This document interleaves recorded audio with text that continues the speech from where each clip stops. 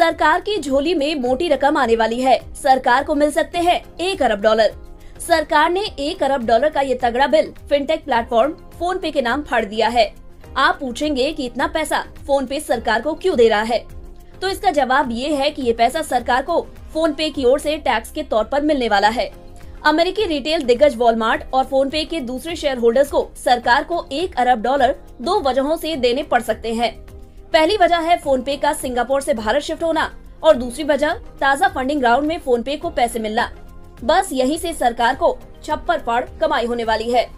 Phone पे नए funding round में ऊंची वैल्यूएशन पर इन्वेस्टर से पैसा जुटा रही है। इस पर उसे long term capital gains tax के तौर पर सरकार को पैसे देने होंगे। माना जा रहा है कि फोन पे इन्वेस्टर से 1 अरब डॉलर की पूंजी जुटाने की बातचीत कर रही है।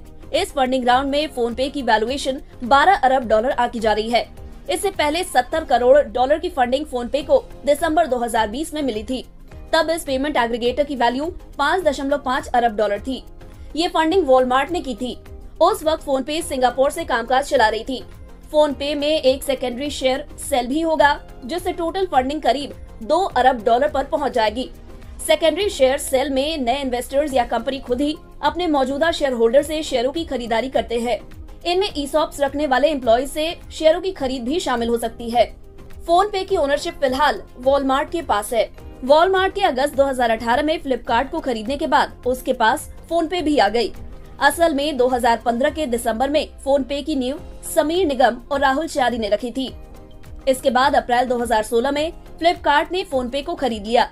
वॉलमार्ट ने फ्लिपकार्ट में 77% हिस्सेदारी को 16 अरब डॉलर में खरीद लिया था। इसके बाद दिसंबर 2020 में वॉलमार्ट ने फोन पे में 70 करोड़ डॉलर का इन्वेस्टमेंट किया और इस फंडिंग में फोन पे की वैल्यूएशन 5.5 अरब डॉलर आकी गई। अब फोन पे में general Atlantic, Qatar investment authority समेत दूसरे इन्वेस्टर्स पैसा लगा रहे हैं और ये फंडिंग 12 अरब डॉलर की ऊंची वैल्यूएशन पर हो रही है। जुलाई 2022 में रीस्ट्रक्चरिंग के तहत वॉलमार्ट ने फोन पे को फ्लिपकार्ट से अलग कर दिया और इसके कामकाज को भी सिंगापुर से भारत शिफ्ट कर दिया। फोन पे का कामकाज अब बेंगलुरु से चल रहा है। वर्षों से टेक्नोलॉजी कंपनियां सिंगापुर में खुद को रजिस्टर करती आई हैं। सिंगापुर के ज्यादा आसान टैक्स नियम, विदेशी निवेश हासिल करने में आसानी और विदेशी एक्सचेंजों पर लिस्ट होने की सरल प्रक्रिया इसकी प्रमुख वजह रही है।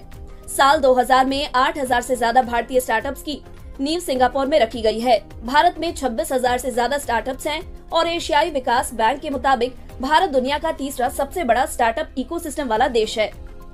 देश में कम से कम 100 ऐसे स्टार्टअप्स हैं जिनका वैल्यूएशन 1 अरब डॉलर से ज्यादा है, यानी ये स्टार्टअप्स यूनिकॉर्न बन चुके हैं।